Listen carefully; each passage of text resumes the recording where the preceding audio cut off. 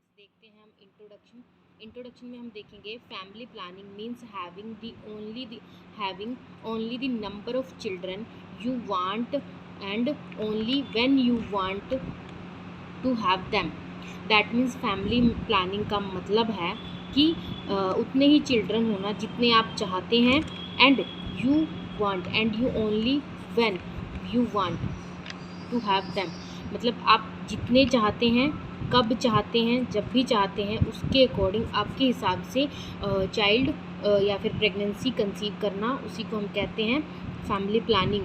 यानी कि प्लानिंग करके ही हमें जो भी चाइल्ड बियरिंग का या फिर क्या कहते हैं चाइल्ड बर्थ को हमें कंटिन्यू करना है या फिर कंसीव करना है, ये इस पर डिपेंड करता है।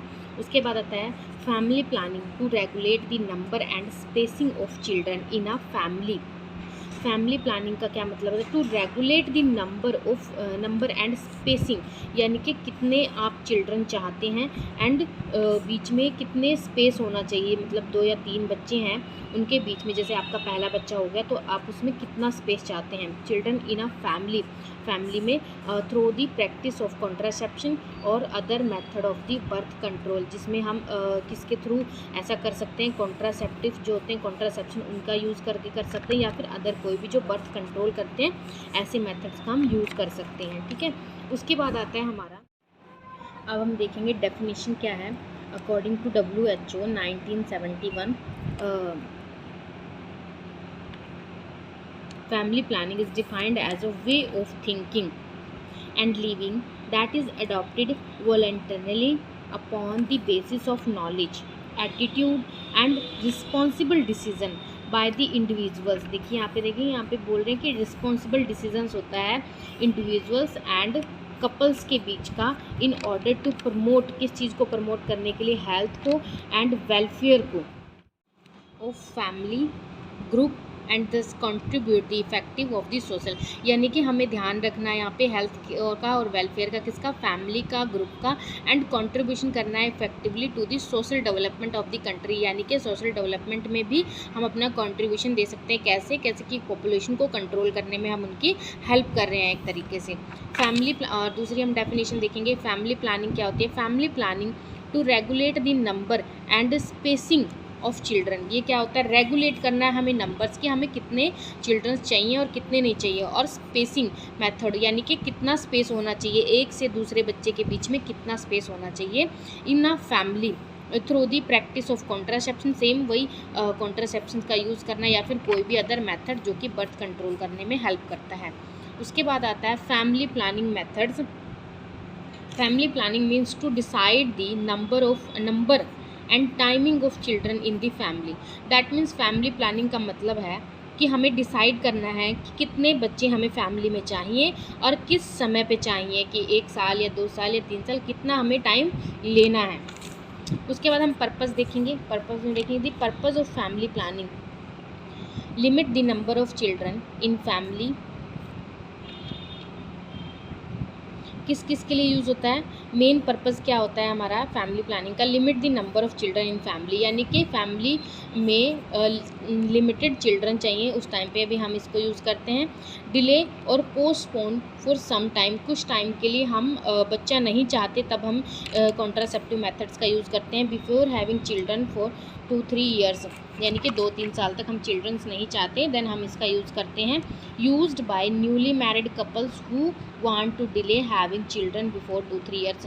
न्यूली कपल्स इस चीज़ को ज़्यादा यूज़ करते हैं क्योंकि उन्हें कुछ टाइम चाहिए होता है एक दूसरे को समझने के लिए या फिर चिल्ड्रंस की रिस्पॉन्सिबिलिटी लेने के लिए 2-3 साल तक उनको ये टाइम चाहिए होता है, इसलिए वो इस चीज़ का ज़्यादा यूज़ करते हैं। उसके बाद टू अवॉइड अनवांटेड प्रेगनेंसी या फिर अनवांटेड बर्थ को रोकने के लिए भी इस चीज़ का यूज़ करते हैं। To bring about unwanted birth को अवॉइड करने के लिए भी, to bring about wanted birth, यानी कि वांटेड बर्थ की वो कब और किस टाइम पे बच्चा चाहते हैं, उस टाइम पे भी कॉन्ट्रासेप्शन को मतलब फैमिली प्लानिंग मेथड का यूज़ करते हैं कि हमें कब उसे यूज़ करना है और कब उसको रिमूव करना है। फ्रेंड्स हम देखेंगे अब एक फ्लो चार्ट जिसमें हम देखेंगे कि कितने टाइप के फैमिली प्लानिंग मेथड्स होते हैं या फिर कॉन्ट्रासेप्टिव मेथड कितने टाइप के होते हैं। तो मेनली सबसे पहले क्या आता है, 2 टाइप के होते हैं, टेम्परेरी मेथड और परमानेंट मेथड। टेम्परेरी मेथड यानी कि हमें कुछ टाइम के लिए चाहिए, परमानेंट यानी कि हमें परमानेंट बिल्कुल ही हमें अभी कोई भी रिप्रोडक्शन से रिलेटेड कोई भी हमें यूज़ नहीं है, देन हम परमानेंट मेथड भी यूज़ करते हैं। उसके बाद टेम्परेरी मेथड में हम देखेंगे कि नेचुरल मेथड आता है, देख लीजिएगा, natural method, biological method, chemical method, mechanical method, hormonal method. ठीक है, ये 5 मेथड्स आते हैं। तो सबसे पहले देखेंगे नेचुरल मेथड में कौन कौन से आते हैं।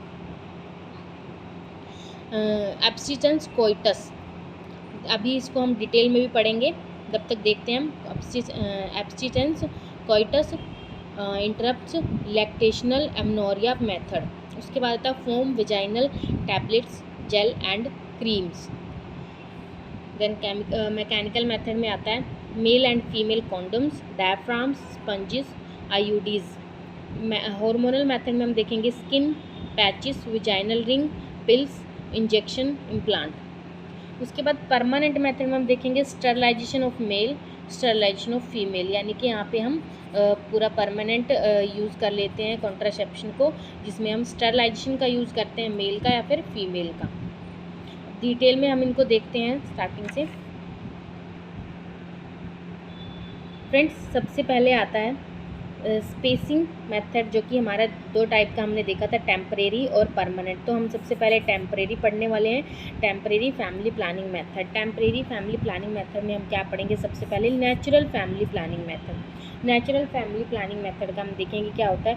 WHO के अकॉर्डिंग, यानी कि वर्ल्ड हेल्थ ऑर्गेनाइजेशन 1986 के according, define natural family planning is as method of planning and preventing pregnancy by the observation of naturally occurring signs and symptoms of the fertile and infertile phases of the menstrual cycle। That means ये एक natural method होता है जिसमें हम plan करते हैं या फिर प्रिवेंट करते हैं प्रेगनेंसी को। कैसे? ऑब्जर्वेशन करते हैं naturally occurring sign and symptoms, मतलब नेचुरली चीज़ें देखते हैं कि जिसके थ्रू प्रेगनेंसी ना अकर हो। भाई उसका फर्टाइल और इनफर्टाइल टाइम कौन सा है, फेज़ कौन सा है, या मेंस्ट्रुअल साइकिल के अंदर।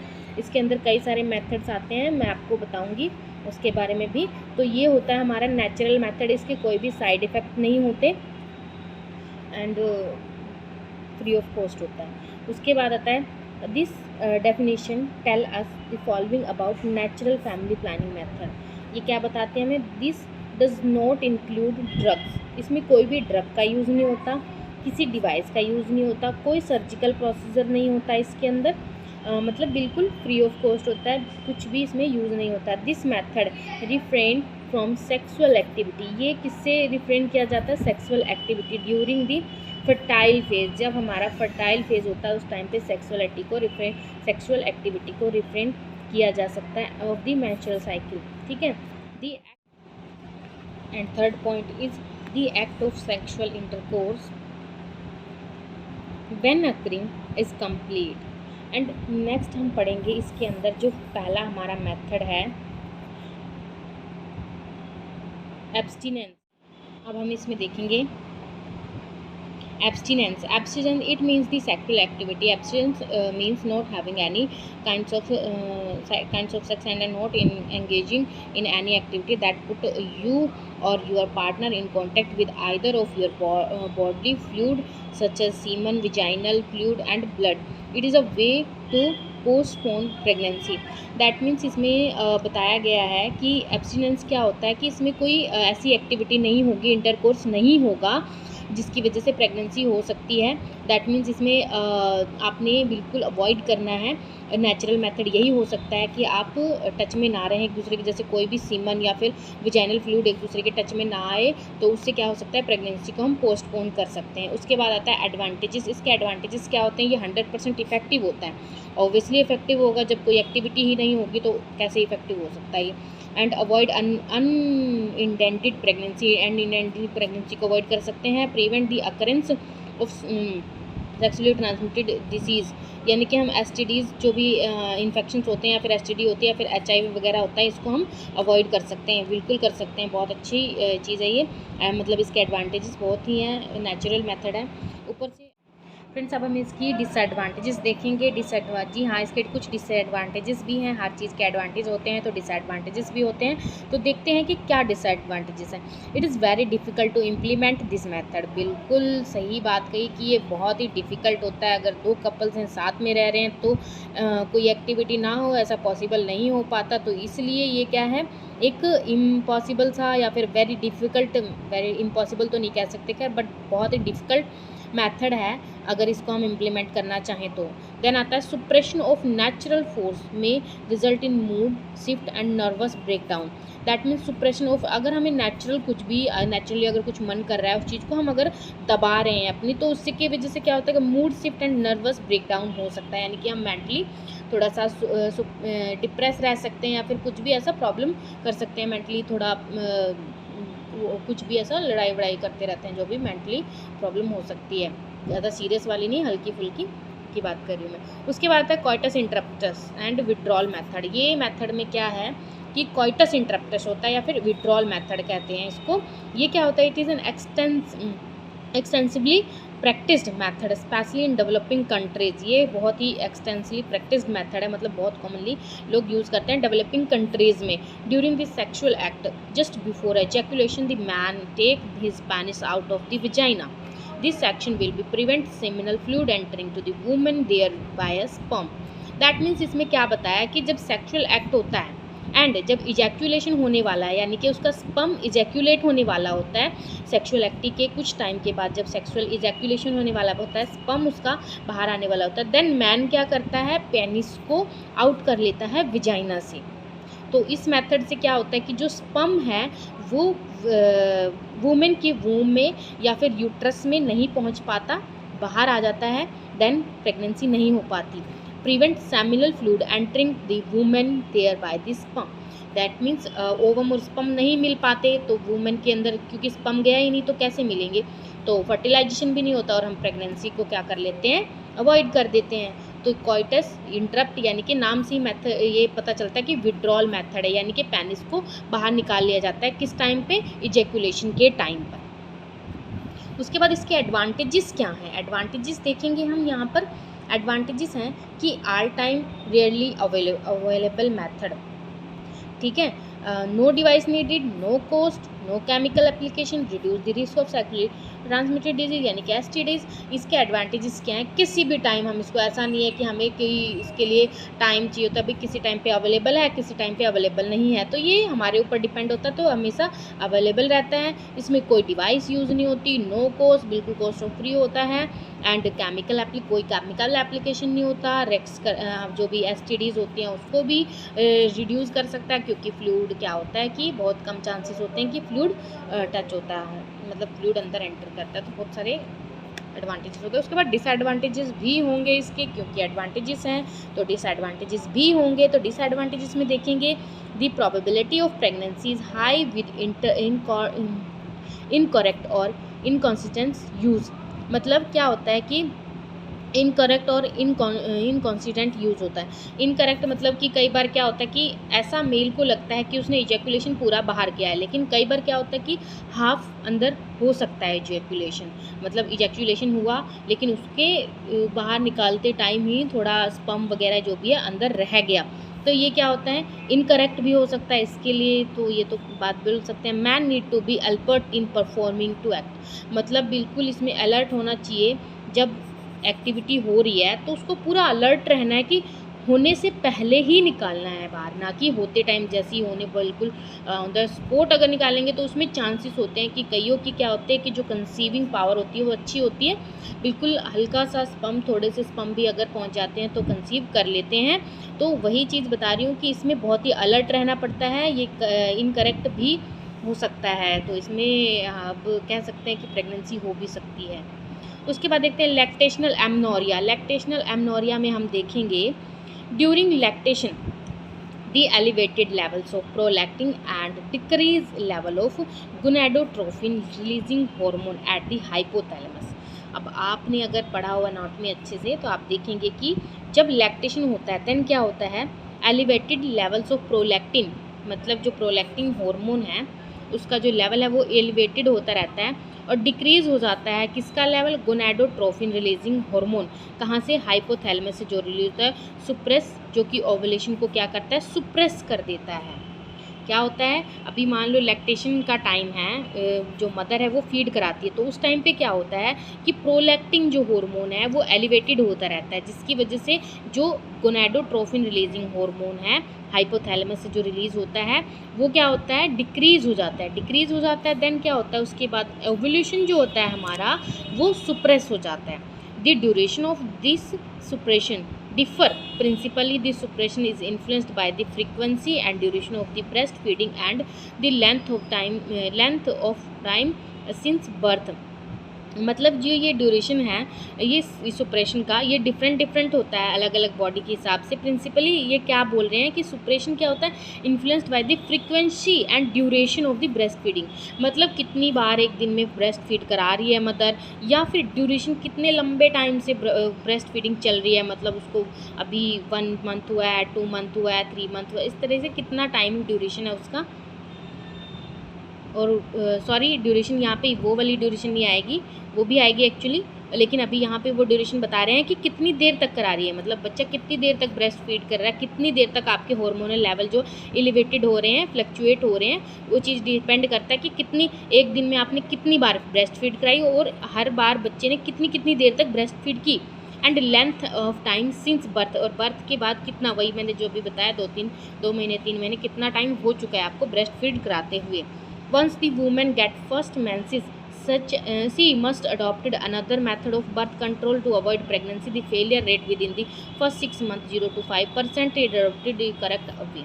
ठीक है, मतलब कि ये क्या कह रहे हैं, वंस एक बार क्या होता है कि वुमेन के जब फर्स्ट मेंसेस आते हैं बर्थ बेबी को डिलीवर करने के बाद, देन क्या करती है, उसको क्या करना चाहिए कि दूसरे मेथड अडॉप्ट करने चाहिए बर्थ कंट्रोल के लिए या फिर प्रेगनेंसी को अवॉइड करने के लिए, क्योंकि जो फेलियर रेट हैं फर्स्ट 6 मंथ में 0.5% भी होते हैं कि जो भी बर्थ कंट्रोल है वो फेल हो जाते हैं, या फिर मतलब ये वाला जो मेथड है वो बहुत ही मतलब इतना इफ़ेक्टिव नहीं होता। If adapted in a correct way, अगर हम करेक्ट वे में इसको करते हैं। उसके बाद आता है इसका एडवांटेजेस देखेंगे। This method help in promotion of involution of the uterus, ये मेथड हेल्प करता है प्रमोशन ऑफ इन्वोल्यूशन ऑफ, मतलब ये जो मेथड है इससे इन्वोल्यूशन यानी कि जो यूट्रस है अपनी पुरानी स्टेट में आने में थोड़ा टाइम लेता है, तो उसमें ये हेल्प करता है। मेंसेस सुप्रेस्ड रहते हैं, easy to adopt immediately after child birth, this help in postpartum weight reduction, इसमें हेल्प करता है पोस्टपार्टम वेट रिडक्शन में भी हेल्प करता है। डिसएडवांटेजेस भी होंगे, क्या होंगे इसके, can not say exactly when woman return to fertility, ठीक है, इसमें हम ये नहीं कह सकते कि वुमेन रिटर्न टू क्या कहते हैं व्हेन, मतलब वुमेन अपनी फर्टिलिटी में रिटर्न कब आई है कब नहीं आएगी, वो डिपेंड करता है उसकी बॉडी पे, उसकी जो भी हेल्थ है उस पर डिपेंड करता है। इसमें प्रॉपर नहीं होता कि इस टाइम तक अगर लैक्टेशन करा रही है तो 100% उसका फर्टिलाइजेशन नहीं होगा, वो प्रेग्नेंट नहीं होगी, तो ऐसा कुछ भी एग्जैक्टली नहीं कह सकते। वुमेन में not like to feed frequently as well as longer duration,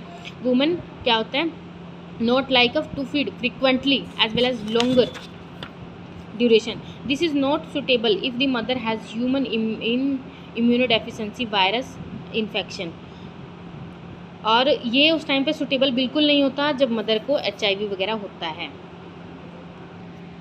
friends, अभी तक हमने वो क्या कहते हैं नेचुरल मेथड में सबसे पहला हमने पढ़ा है टेम्परेरी मेथड में हमने सबसे पहले नेचुरल मेथड पढ़े हैं। नेचुरल मेथड के बाद हम पढ़ेंगे अब बायोलॉजिकल मेथड। बायोलॉजिकल मेथड में हम देखेंगे अब बायोलॉजिकल मेथड में देखेंगे in this method periodic abstinence and avoidance of intercourse during women fertile period is practiced, fertile period is meant to be around the time of ovulation. Difficult techniques used to determine the fertile period include the calendar method, cervical mucus method and basal body temperature method. That means इन्होंने क्या बताया है कि biological method में हम क्या कर सकते हैं कि बॉडी की बायोलॉजी के अकॉर्डिंग हम जो भी एक्टिविटीज़ हैं, इंटरकोर्स हैं, उसको परफॉर्म करेंगे या नहीं करेंगे. दैट मीन्स मेथड क्या होता है, पीरियोडिक होता है, जिसमें कुछ टाइम के लिए नो एक्टिविटी यानी कि एब्स्टिटेंस का यूज़ करना होता है, अवॉइड करना होता है इंटरकोर्स को. किस टाइम पे, जिस टाइम पे फर्टाइल पीरियड होता है वुमेन का, फर्टाइल यानी कि जिसको हम ओवुलेशन टाइम भी बोलते हैं या फिर अनसेफ पीरियड भी बोलते हैं, उस टाइम पे अवॉइड करना होता है हमें इंटरकोर्स को. ठीक है. Fertile period is meant to be around the time of ovulation. जो फर्टाइल टाइम पीरियड होता है वो किस टाइम पे होता है, ओवुलेशन के टाइम पे होता है. ठीक है. डिफ़िकल्ट टेक्निक्स होती है use to determine the fertile period. अब हमें ये तो पता चल गया कि हमें फर्टाइल पीरियड में इंटरकोर्स नहीं करना, ओवुलेशन टाइम में इंटरकोर्स नहीं करना, लेकिन हमें ये कौन बताएगा कि किस टाइम पे है वो ओवुलेशन टाइम और किस टाइम पे नहीं है, यानी कि फर्टाइल पीरियड कौन सा है और नहीं है. इस चीज़ में थोड़ा सा प्रॉब्लम होती है, डिफ़िकल्टीज़ होती हैं, इसीलिए बता रहे हैं कि पीरियड इंक्लूड दी कैलेंडर मेथड. इसमें कौन कौन से मेथड्स होते हैं, कैलेंडर मेथड होता है, सर्वाइकल म्यूकस होता है, बेसल बॉडी टेम्परेचर, ये सब चीज़ें होती हैं. इसके अंदर क्या अभी बता रहे हैं तीनों को अलग से, कैलेंडर यानी कि rhythm method, basal body temperature, cervical mucus method. सबसे पहले हम कैलेंडर मेथड या फिर सेफ पीरियड, अनसेफ पीरियड, इस चीज़ पर मैंने एक वीडियो ऑलरेडी बना दिया है जिसमें मैंने अच्छे से समझाया कि ये क्या होता है. तो चलिए हम देखते हैं calendar method.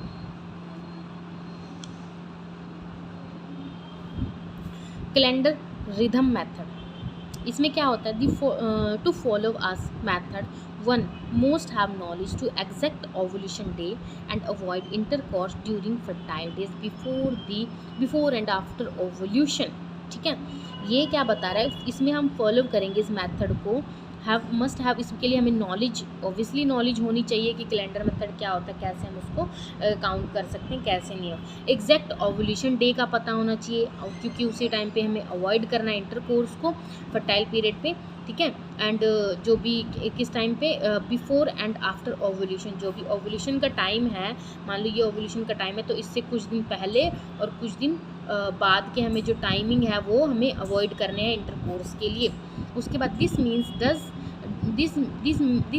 Menses dates are recorded for 6 cycle में रिकॉर्ड किया गया 6 months to estimate the fertile period, यानी कि जो मेंसेस डेट्स हैं रिकॉर्डेड फॉर 6 साइकिल के अकॉर्डिंग उनको हम रिकॉर्ड कर सकते हैं. जैसे 6 मंथ की जो साइकिल्स हैं, 6 साइकिल्स इन्होंने बताया कि मतलब हमें 6 मेंस्ट्रुअल साइकिल जो होंगी उनको एस्टिमेट करना होगा, उनके अकॉर्डिंग हम एक एस्टिमेशन लगा सकते हैं. मतलब एक मंथ का जो साइकिल होता है उसके ऊपर हम कोई भी एस्टिमेशन नहीं लगा सकते. हमें अगर एस्टिमेशन लगाना है ओवुलेशन टाइम का तो हमें 6 मंथ की 6 साइकिल्स को ऑब्जर्व करना होगा.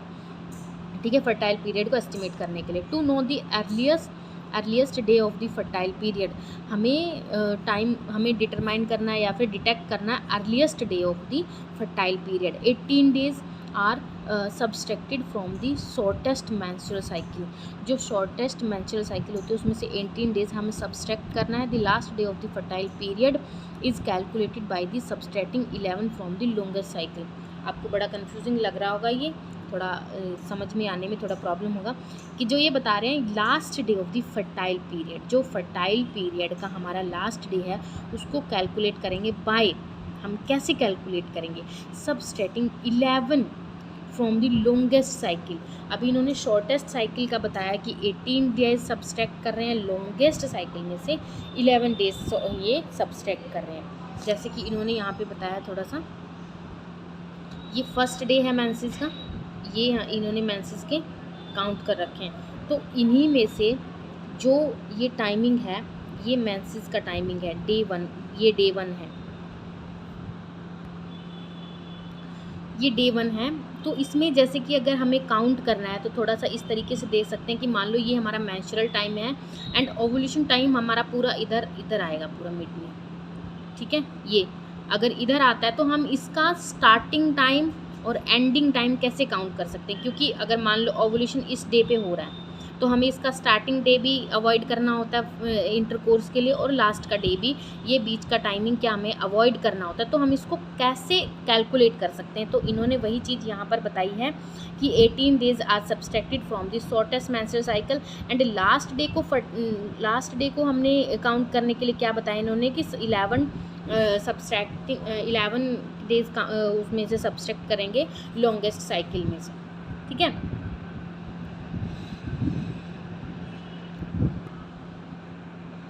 अब इस कैलेंडर मेथड को थोड़ा सा हम डीपली समझेंगे, कुछ फार्मूलाज लगाएंगे, देन हम इसको समझ पाएंगे। तो देखिए हम यहाँ पर थोड़ा फार्मूला पढ़ते हैं, इसका कैसे पढ़ते हैं, कैसे समझते हैं। देखिए, teaching women in community on safe period के लिए अगर हम टीच कर रहे हैं तो हमें क्या बताएंगे उसे, यूज़ दी फार्मूला यूज़ करेंगे कैसे। अभी मैंने आपको बताया शॉर्टेस्ट साइकिल और लॉन्गेस्ट साइकिल, ठीक है। शॉर्टेस्ट में से 18 डेज सब्सट्रैक्ट करने होते हैं और लॉन्गेस्ट में से 11 डेज करने। इसका मतलब है जो शॉर्टेस्ट साइकिल होती है हमारी, यानी कि किसी के 27 डेज में पीरियड्स रिपीट होते हैं, किसी के 31 में या 35 भी। सबसे शॉर्टेस्ट हमारा 21 होता है और 35 भी होता है, ठीक है। तो ये सब चीज़ें होती हैं। तो अभी इन्होंने बताया कि आपका जितना भी साइकिल पीरियड है, आप 6 जो साइकिल्स हैं उनको ऑब्जर्व कीजिए कि आपके कितने दिन में रिपीट होते हैं, जो भी है।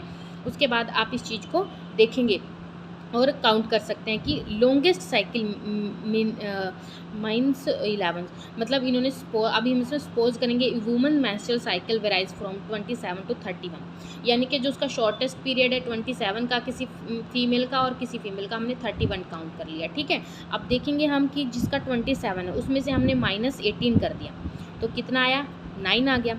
और 31 जो है इसमें से हम 11 माइनस कर देंगे, 11 माइनस कर देंगे तो हमारा 20 आया। तो अब हम इसमें कैसे पता लगाएंगे कि हमारा कौन सा फर्टाइल पीरियड है। देखिए, जो 9th है, ये इसका जो 9th डे है, ठीक है, वो क्या है, फर्टाइल पीरियड है।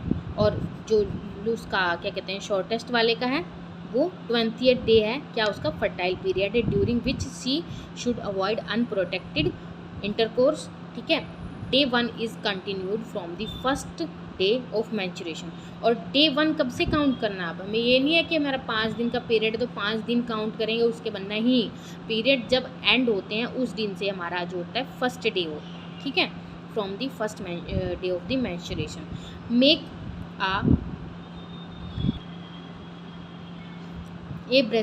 अ ब्रेसलेट ऑफ 28 रिंग। इन्होंने ये जो हमने पिक्चर देखी थी, दिस पिक्चर, इसका एक बताया, इसको डिफाइन किया है। तो उसको हम देखते हैं कि make a bracelet of 28 rings of और beads from 3 different colours. 3 different colour के हम 3 वो ब्रेसलेट बना लेंगे, उसमें 3 डिफरेंट कलर के रिंग्स ले लेंगे। क्या 5 एक कलर की लेनी है, 12 एक कलर की लेनी है, जो उनका प्रोपोर्शनल है, ठीक है। ये जो 11 है वो एक कलर की लेनी है।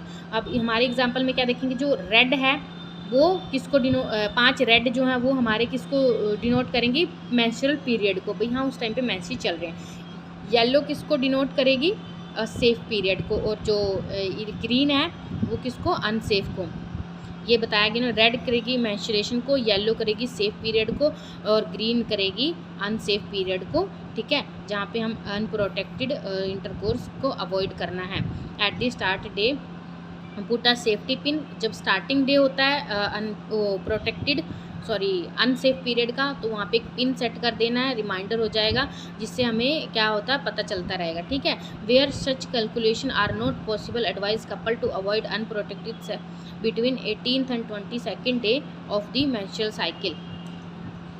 अगर आप इस तरीके से नहीं इस चीज़ को, या फिर कोई भी कपल नहीं इस चीज़ को कैलकुलेट कर पाता, देन क्या करना है, अवॉइड करना है अनप्रोटेक्टेड को किस टाइम पे 8th या फिर 22nd day of the menstrual cycle. खुद से ही अपने आप ही इस चीज़ को आप अवॉइड कर सकते हैं।